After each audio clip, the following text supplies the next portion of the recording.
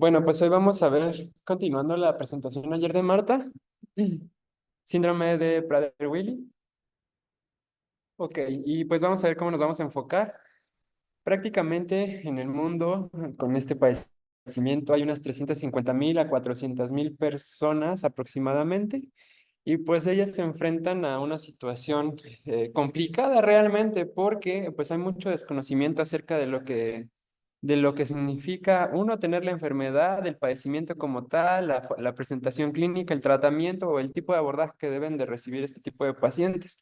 O muchas veces, debido a la presentación que tienen, pues se confunden con otro tipo de patologías y se les da un tratamiento o un abordaje diferente, pues inadecuado, inoportuno o simplemente que podría empeorar sus condiciones clínicas en ese momento.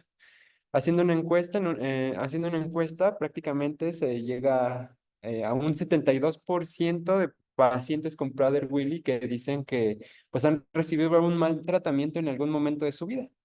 Y pues como les comenté, también hay una falta de información muy importante, tanto para los pacientes que la padecen, la familia, como para los médicos que tienen que enfrentarse pues a esto en la clínica día a día. ¿Qué es el síndrome de Prader-Willi?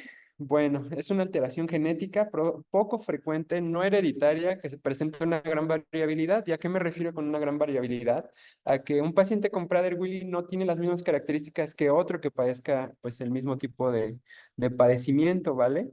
Tiene una prevalencia aproximada de 2,8 por cada 100.000 recién nacidos vivos y se considera una enfermedad rara. Ujú. Casi 5 por cada 10.000 habitantes. La OMS considera 7.000 padecimientos o 7.000 como enfermedades raras, pero solamente 1.000 tenemos conocimiento del cuadro clínico, la presentación, información sobre la enfermedad. Entonces, hay muchos padecimientos que se desconocen.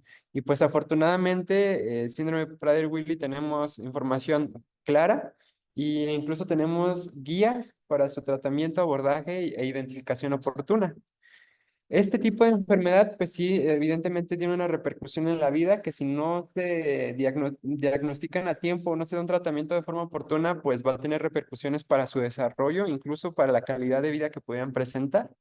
Y pues como sabemos, es una alteración en el cromosoma 15 que vamos a ver más adelante que se identificó, se habló de ella por primera vez en 1956 y esto fue detectado por Prader, Labjar y Willy, que pues es de ahí la razón por la cual tenemos el nombre de síndrome Prader-Willy. Tiene una prevalencia en ambos sexos de forma igualitaria, o sea, no es más común en uno que en otro. Y pues la mayoría de las complicaciones, o por así decirlo, la presentación del problema es principalmente por alteraciones que hay en el hipotálamo y por lo tanto tenemos un metabolismo, hipotonía, talla baja, compulsión por la comida, falta de sensación de saciedad y muchas otras cosas más que vamos a ver pues más adelante, pero todo es desencadenado de alteraciones en el hipotálamo y de la secreción que este llega a tener en algún momento. Vamos a tener características clínicas. Eh, Estas características clínicas tienen una clasificación o las vamos a ir describiendo de diferente manera. Aquellas que son por función de la edad, fenotipo conductual, hiperfagia, características psicopatológicas, convulsiones y sexualidad. Y pues vamos a ir abordando cada una de ellas. Hablando en función de la edad, tenemos que se pueden presentar en el periodo fetal y neonatal con movimientos fetales disminuidos, elevada incidencia en las cesáreas, hipotonía, succión débil, hipoplasia genital y criptorquidia, llanto débil o ausente, pie equinovaro y displasia de cadera. Y pues fácil, pensando en esto, recordando, tuvimos un paciente, yo pienso que Velasco cumplía con muchas de estas características, muchas de estas características. Entonces, es algo que ni siquiera consideramos o no solemos, pues, analizar en el momento. Bueno, hablando de hasta los 3 años de edad, podemos observar talla baja, niveles de hormona de crecimiento disminuidos, ojos almendrados y claros, una boca triangular, diámetro temporal estrecho, manos pequeñas, los dedos en forma de cono y borde cubital recto, hipopigmentación de la piel, estrabismo, retraso en el lenguaje, un retraso psicomotor y un retraso de crecimiento del desarrollo. Y si se dan cuenta, pues muchas cosas podríamos darlas por hecho simplemente con un paciente que pudiera tener o que haya presentado una hipoxia al nacimiento, ¿saben? Asfixia. Entonces, esto podría ser considerado por eso y muchas veces falta el diagnóstico o no se realiza de forma adecuada. Entonces, bueno, siguiendo con lo mismo de hasta los 3 años de edad, pueden presentar autolesiones por rascado, dificultad para modular las emociones, hay transiciones o cambios repentinos del estado de ánimo, alteraciones en el comportamiento, pueden tener arranques de ira o tantrums, la habilidad emocional, pueden ser muy compulsivos, suelen hacer ciertos rituales en el comportamiento, o sea, características o cosas que hacen todo el tiempo o que siguen cierto patrón para realizar, no sé, un lavado de manos, por ejemplo, siempre tienen que, no sé, agarrar la llave de alguna forma o se tienen que secar primero a la izquierda, a la derecha, o sea, suelen seguir algunos tipos de conductas. Suelen discutir, llevar la contraria, tienen un carácter inflexible, suelen ser manipuladores, repiten algunas frases o actos, tienen una obsesión por el orden y comportamiento autolítico. Y pues también tienen defectos o alteraciones en el lenguaje y alteraciones en el sueño. Y esto también lo vamos a ver o a abordar más adelante. Ya hablando de la adolescencia y edad adulta, podemos ver que hay una maduración gonadal incompleta o retrasada de los signos, osteoporosis, patologías asociadas a la obesidad como hipertensión, diabetes, algún problema cardiovascular, la hiperfagia, que suele ser un acto de frustración y que vamos a hablar un poquito de seguridad alimentaria más adelante, trastornos psicóticos y afectivos. Suelen ser pacientes que se frustran mucho, sobre todo si durante su desarrollo, durante su educación, pues como les digo, se desconoce el diagnóstico, los padres no saben que para este tipo de problemas y muchas veces tratan la alimentación como un tipo de recompensa y eso hace que cuando no reciban el alimento, al tener esta hiperfagia, pues se frustren y tengan muchas alteraciones emocionales o incluso alteraciones psicosociales. Entonces es muy importante considerarlo en estos pacientes. Hay dificultad en la evaluación de los síntomas, suele haber somatización, umbral de dolor elevado, ausencia de vómitos y mala termorregulación corporal. Hablando de un fenotipo conductual, antes de los 5 años, normalmente estos niños pues suelen ser alegres, juegan, tienen una buena interacción con los padres, prácticamente pueden ser como cualquier niño normal. Y hay un cambio muy importante en la conducta entre los 5 y los 8 años, y es cuando empieza a haber la habilidad emocional, irritabilidad, puede haber rabietas, ajá. Hay repetición de algún tipo de rutinas, como les había comentado, pueden tender a mentir y pues pueden llegar a robar comida, pero eso es más por su patrón compulsivo o impulsivo. Ujú. Entonces, hagan de cuenta, bueno, la tosudez. ¿Saben qué es tosudez? Es cuando una persona es como muy comprometida con su ideal. O sea, si están convencidos de algo, lo van a defender sí o sí siempre. Entonces, cuando se obsesionan con algo, van a estar tras eso hasta que pues no puedan conseguirlo. Y pues también dentro del aspecto conductual hay algunos aspectos positivos. Hay una muy buena memoria a largo plazo, facilidad para aprender con videos, ilustraciones, fotos, tienen una buena organización perceptiva, tienen buena destreza para reconocer y evaluar relaciones espaciales, tienen una habilidad de lectura buena y vocabulario expresivo y tienen una gran capacidad de trabajo y esfuerzo. ¿Ok? Siempre que quieran conseguir algo, tienen pues la capacidad o se abocan mucho a eso hasta conseguir lo que es prácticamente relacionado con lo de la tosudez que les había comentado. Y pues hablando en puntos claves respecto a lo conductual, es importante relacionarlo, pues todos estos cambios emocionales que tienen secundarios también al momento alimentario, las conductas autolesivas que pueden tener, los comportamientos obsesivos compulsivos Y pues es importante relacionarlo con el fenotipo, porque muchas veces se confunden con problemas psiquiátricos. Entonces, como les digo, la mayoría de estos pacientes, imagínense, casi el 70, bueno, el 72% como tal, reciben tratamiento de todas las demás patologías antes de pensar que es un síndrome de Prader-Willi, ¿vale? Ya hablando de la hiperfagia, pues son pacientes que tienen obsesión y compulsión de la ingesta, pero no es que tengan mucha hambre, sino que es una obsesión que realmente tienen y no se sienten saciados a pesar del alimento que consuman.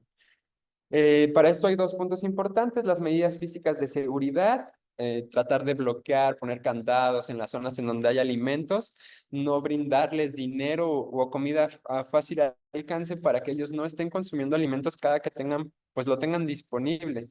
Y hablando ya de una seguridad emocional, hablando de la seguridad alimentaria, pues es que no relacionemos el alimento con un tipo de recompensa, que no lo relacionemos con algún tipo de objetivo, porque como les habíamos dicho, este tipo de pacientes suelen ser muy abocados cuando se proponen algo y si ustedes relacionan el alimento con algo grato, algo que pueden conseguir, no lo van a soltar y va a generar mucha frustración, la habilidad emocional, irritabilidad, depresión, muchos problemas.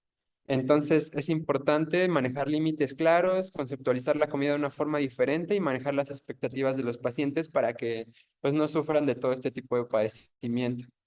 También van a tener características psicopatológicas. ¿Y a qué me refiero con esto? A que los pacientes pueden presentar pues alteraciones psiquiátricas específicas dependiendo el tipo genético que podrían ser. O sea, se van a presentar más. Por ejemplo, cuando se trata de una disomía uniparental materna, que también vamos a desarrollar más adelante, pues suelen tener mayor comportamiento psicótico desorganizado, síntomas psicóticos o no hay un componente afectivo.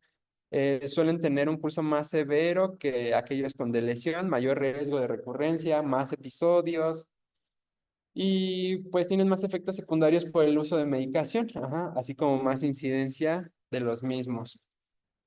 Y hablando de una lesión, pueden tener más, bueno, cuando hablamos de un problema por lesión, o sea, como origen genético, pueden tener mayor tendencia a un problema depresivo con síntomas psicóticos. Entonces, si ya sabemos que es un síndrome de Prader-Willi, ya está confirmado de forma genética, ya sabemos el mecanismo por el cual se originó, pues apuntar más a ciertos problemas psiquiátricos y que reciban atención de forma oportuna.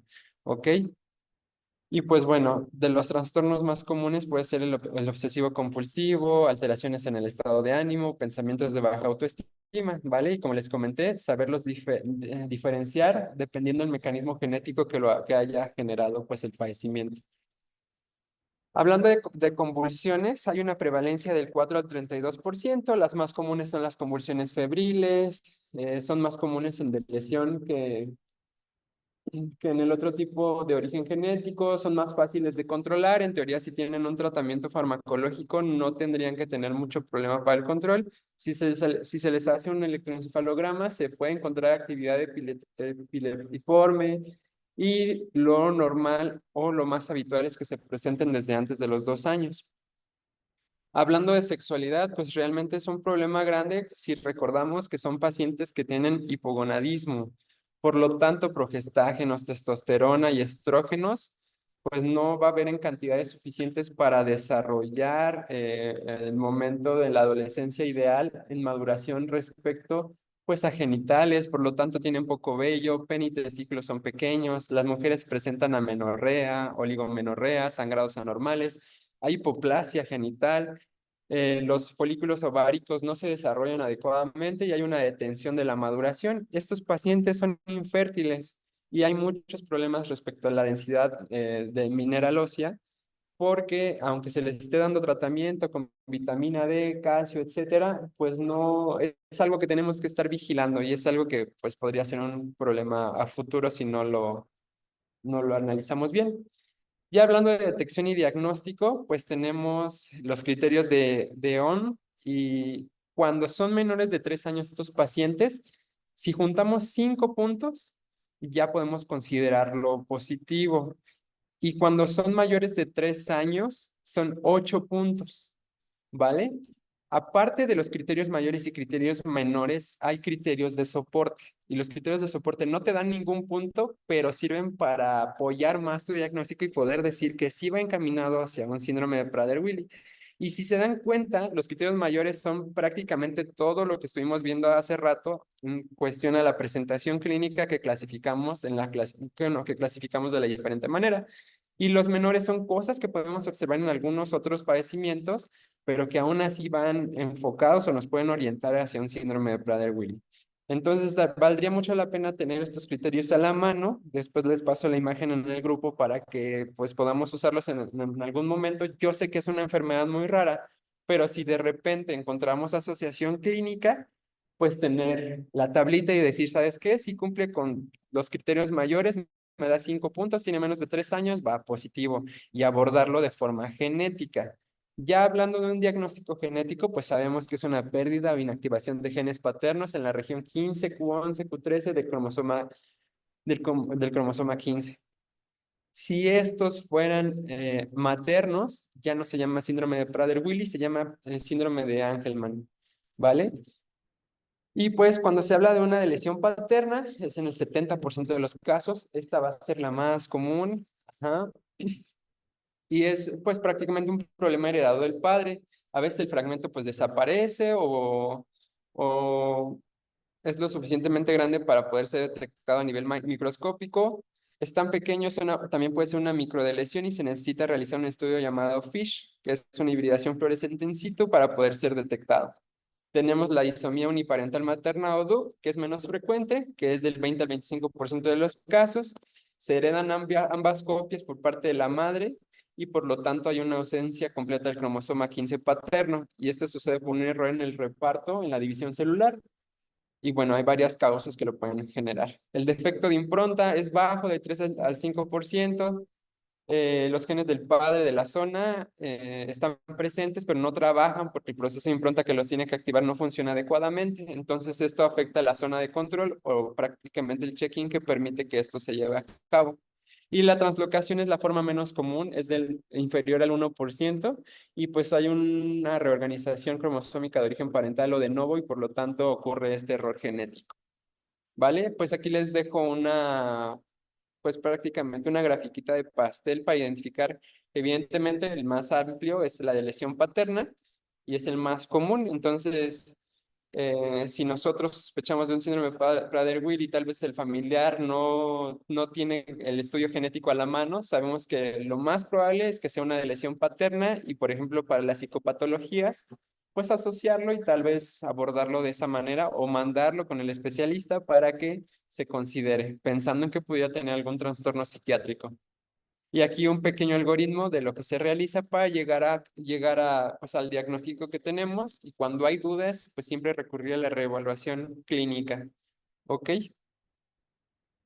Ya hablando del tratamiento a estos pacientes, pues como sabemos es una alteración a nivel del hipotálamo, entonces tenemos que dar tratamiento con hormona del crecimiento, ¿vale? Es un déficit que ya está presente debido a la alteración genética. Hay hiperfagia y falta de saciedad como principal problema. ¿En quiénes tenemos que dar hormona del crecimiento? Aquellos que tienen pues ya la confirmación genética, tienen que estar abordados de forma multidisciplinaria, tienen que haber una dieta establecida, intervenciones ambientales, hablando de cómo tenemos que organizar el entorno del paciente para que sea más fácil cumplir con metas, ya sea de alimentación, ya sea de cuidados y cambiar el estilo de vida en estos pacientes. Sabemos lo que presentan, por lo tanto, pues tenemos que ser más estrictos en algunas cosas y todo lo que se relaciona pues a cuidado del peso en el paciente. Hay efectos positivos que normalmente al administrar la hormona de crecimiento hay una normalización de la talla. Aquí me equivoqué, perdón. Rendimiento motor adecuado, hay una reducción de la grasa corporal si llevamos a cabo las metas, hay un peso saludable en adultos, porque muchas veces dicen, bueno, es que ya está grande, ya que ¿de qué sirve administrar hormona de crecimiento? Bueno, sí, se puede generar músculo esquelético, puede haber generación de fuerza y si nosotros realizamos actividad física en estos pacientes o los llevamos a cabo, pues se puede desarrollar una mejor composición corporal y finalmente es beneficioso para ellos. Es importante dar control y seguimiento de trastornos del sueño porque con la hormona de crecimiento podemos generar hipertrofia amigdalar, escoliosis, y es importante llevar control estricto cada 4 a 6 meses de hormonas tiroideas, metabolismo de la glucosa, niveles de IGF-1, IGF-BP3, como parte del abordaje de estos pacientes, pues son cosas que se van a alterar con lo mismo de la hormona de crecimiento. Como saben, influye a nivel del hipotálamo y alteramos los ejes que están implicados. ¿Qué pacientes no se les da hormona de crecimiento? Aquellos que tienen obesidad severa, diabetes mellitus, apnea del sueño, cáncer activo, psicosis activa. O aquellos que tuvieron una enfermedad respiratoria grave, el tratamiento se tiene que retrasar y primero se tiene que resolver. Si se dan cuenta, todo esto podría complicarse si administramos hormona de crecimiento, por lo mismo, los ejes que habíamos comentado hace un momento, ¿vale? ¿Y en qué consiste? Es una inyección diaria de somatropina subcutánea. La conservación tiene que ser nunca mayor a 25 grados centígrados, entonces normalmente se tiene que mantener en un lugar con control de temperatura. Y aquí hay algunas pautas que tenemos que recomendar a las madres para poder administrar adecuadamente pues, el medicamento.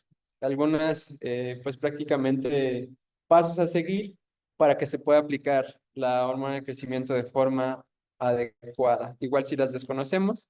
La verdad es que esta bibliografía que me pasó la doctora está padrísima. Vienen dibujitos, vienen esquemas, vienen tablas, explica todo muy padre e incluso nos da diferentes perspectivas para los pacientes con síndrome de Prader-Willi. Por ejemplo, síndrome de Prader-Willi en urgencias, en quirófano y saber qué es lo que tenemos que revisar primero o abordar. Y fármacos eficaces que se observan para hiperfagia, pues se ha observado y estuvieron haciendo como que evaluación de varios artículos y llegaron a la conclusión que a aquellos pacientes con resistencia a la insulina se les puede administrar metformina para el control glicémico en estos pacientes. Y la verdad sí ha dado buenos resultados, entonces pues se puede considerar. Y prácticamente eso es todo.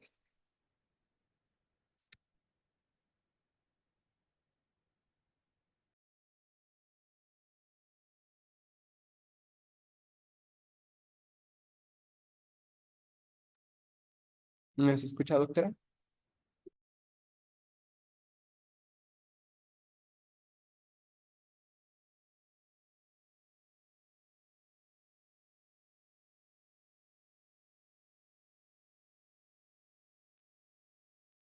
¿Tienen alguna duda?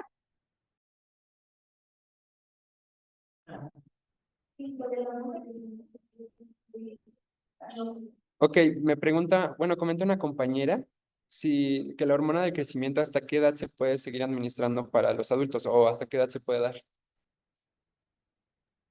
Ok, de manera habitual se considera el tratamiento con hormona de crecimiento hasta que finaliza la etapa de crecimiento, o sea, tal cual hasta que finaliza la pubertad y ya está cerrado el cartílago de crecimiento. Sin embargo, como sí existe también un efecto metabólico de la hormona, que es diferente al crecimiento lineal o el crecimiento en estatura, en pacientes que son completamente deficientes de hormona de crecimiento, en pacientes adultos sí se llega a dar tratamiento también a dosis muchísimo menores, pero sí se ha estudiado, pero realmente es poco frecuente. Y además, como es un tratamiento que es aplicar de forma diaria, constante, prolongado, esto también puede hacer que haya un mal apego a muy largo plazo, pero en pacientes que sí son completamente deficitarios, que sí tienen un déficit completo y absoluto de hormona de crecimiento, sí se puede dar tratamiento en edad adulta a dosis mucho más bajas.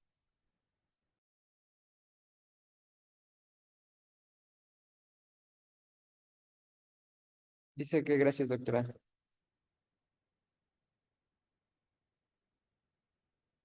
¿Alguien más?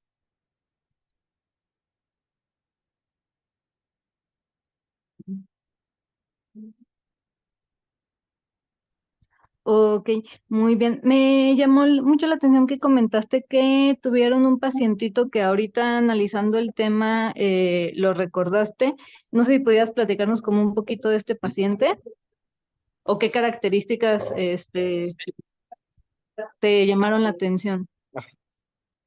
Ahora que lo pienso, yo pienso que hasta así podría ser. Es que haga de cuenta que es un bebé que teníamos en terapia neonatal. Primero estuvo en la UCIN y después se bajó a UCIREN, que es la intermedia.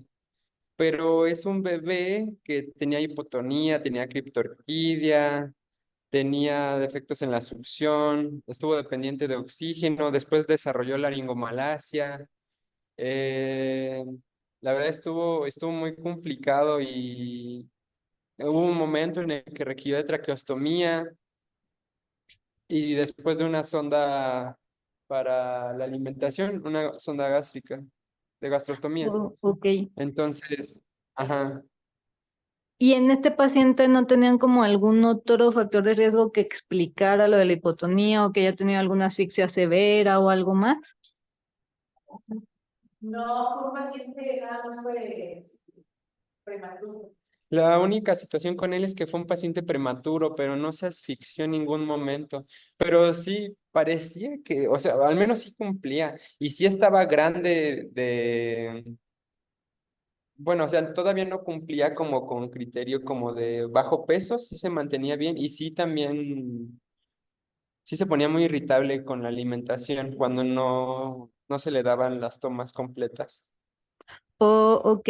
Pues mira, finalmente, si no hay como alguna otra causa que explique por completo, y me llama también la atención esto de que tenía criptorquidia, la hipotonía, la dificultad en la alimentación y en la succión, pues es un pacientito que finalmente sí es candidato a una valoración por genética. Digo, si ya lo han visto me imagino, varios servicios, no se encuentra una etiología específica de lo que está pasando, pues sí puede ser candidato. Esta pudiera ser una de las posibilidades diagnósticas, pero finalmente un chiquito que tiene un síndrome hipotónico sin causa aparente o en general, recuerden, o sea, retraso, niños que tienen un retraso del neurodesarrollo o un retraso intelectual de manera general en el que no tienes una causa, solamente ese también es un criterio de valoración por genética. ¿Ok? Trátese de Prader-Willi o de algún otro síndrome, pero finalmente ya solamente cuando tú tienes una alteración intelectual muy severa o una alteración cognitiva, eh, un retraso importante en neurodesarrollo, un retraso global y no encuentras la causa, pues sí, ahí ya vale la pena abordar y bueno, y pues seguir monitorizando a futuro. Aquí en los chiquitos con Prader-Willi, pues justamente van por etapas, ¿no? O sea, en la primera etapa de la vida tenemos esta parte de hipotonía, dificultad para la alimentación y a edades posteriores es cuando viene el aumento importante de peso, la obesidad severa, la obesidad extrema asociada a una hiperfagia, que esto es lo más característico, esta falta de saciedad, ¿no? Y efectivamente con el tratamiento con hormona de crecimiento se mejora no solamente la parte de la estatura, sino también la parte metabólica. Mejora mucho. Entonces, por eso la importancia de que el pacientito pueda tener un diagnóstico oportuno. Sí, doctora, una pregunta. Como comentó, yo sé que tal vez la clase pues no es de genética, pero a cualquier paciente grave valdría la pena hacer una referencia para su valoración a genética o si nos tenemos que esperar siempre hasta que el paciente se vaya de alta para realizar este abordaje. Pues mira, creo que aquí depende como mucho de la prioridad de los pacientitos y todo. Mira, yo te diría que una causa de que si un paciente grave le hables a genética, así como una urgencia y que te lo vaya a valorar en terapia intensiva, la que yo te diría ahorita que se me ocurre es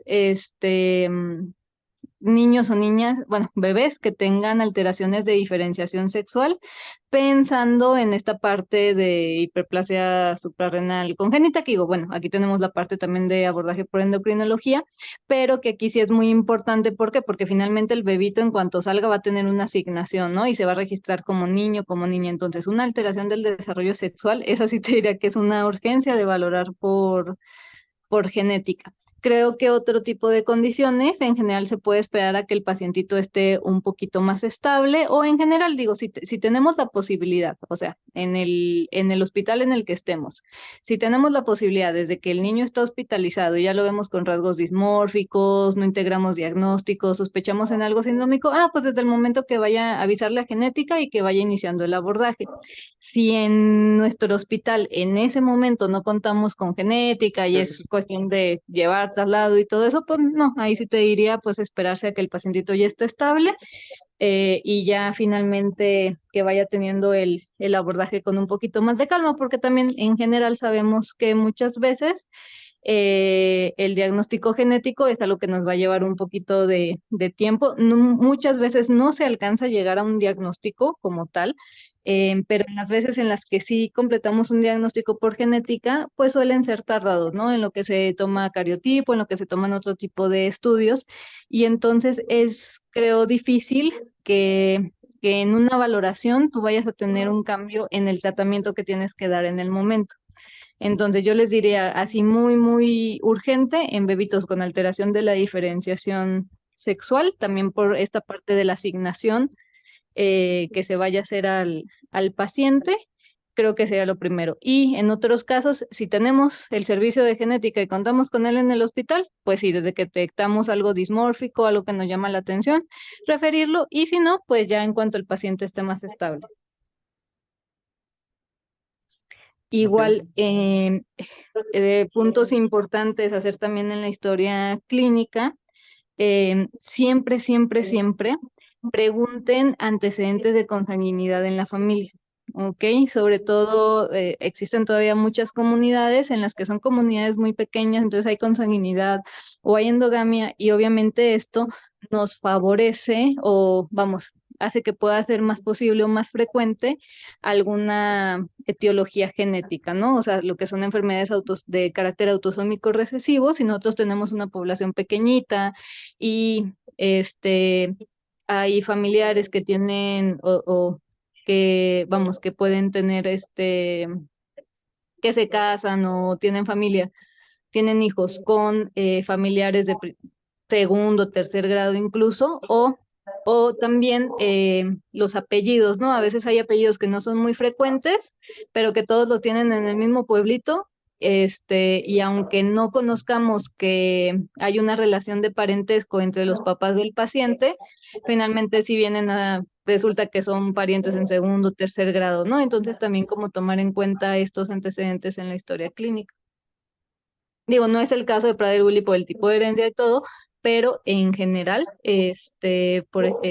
siempre que es, pues yo les diría, en general, dentro de los antecedentes, siempre descartar que no haya ninguno de estos antecedentes de consanguinidad o de endogamia. Ok. Sí, doctora. Gracias. Ok, muy bien. No sé si tengan ahorita alguna duda más. Parece ser que no. Ok, recuérdenme, ¿cuál es el siguiente tema que sigue? ¿O ya van los casos Sigue, clínicos? sigue obesidad y posterior ya los casos clínicos. Ok, ok. Miren, yo mañana y las próximas 2 semanas no voy a poder conectarme, pero sí me gustaría que buscáramos un espacio para que pudiéramos ver estos dos temas, particularmente obesidad. Sí me interesa mucho estar presente con ustedes en la plática y también que podamos analizar Ajá. algunos casos clínicos. No sé si ustedes ya estén preparando módulo de alguna otra especialidad, si y estén planeando iniciar otras clases, este, porque si no, lo que podríamos hacer, que ustedes, bueno, sigan viendo su temario, o sea, de las demás clases, y buscamos dentro de 2 semanas alguna fecha, o una o dos, digamos, unas 2 fechas para ver lo de obesidad y de ver con calma los casos clínicos. Me gustaría mandarles en estas 2 semanas una lista de casos clínicos, así como preguntitas tipo ENAM, con opción múltiple y todo eso, solamente que las tengo que diseñar. y que después de las 2 semanas ustedes las contesten y ya las revisamos en conjunto. Sí, mire, ahorita ya está preparando el temario de hematología pediátrica, entonces yo creo Ajá. que sí quedaría perfecto que dentro de 2 semanas nos pusiéramos bien de acuerdo para ver, no sé si quiera que también, bueno, como dijo, vamos a ver obesidad, supongo, con usted, y los casos Ujú, sí, clínicos, para, sí, para también perfecto. decirle a la residente que va a dar obesidad, que lo prepare súper bien, que se apoye con usted, y en dos Ajá, semanas lo damos y que esté sí, presente. ¿Le parece perfecto. bien? Muy bien. Sí, muy bien. Entonces, miren, déjenme veo más o menos las fechas. Am, mm, a ver, hoy es 22. Es que yo podría probablemente hasta el viernes 6 de septiembre, si fue en la mañana, o lo que podemos hacer también, si ustedes gustan, ya después de esos días con un poquito más de calma, nos ponemos de acuerdo y algún día en la tarde o en otro horario que a ustedes se les facilita o puedan más, para conectarnos. Pero pues, si quieren, ya en 2 semanas nos ponemos de acuerdo bien de la fecha y el horario. Sí, doctora, sin problema. Si quiere, yo le escribo en una semanita para ver más o menos qué días y ya nos ponemos bien de acuerdo, ¿le parece? Ok, perfecto, muy bien. Entonces seguimos así en comunicación. Vale, doctora, le agradecemos mucho por todo su tiempo a estas clases. Muchas gracias a ustedes. Hasta luego. Gracias. Hasta luego, doctora, gracias.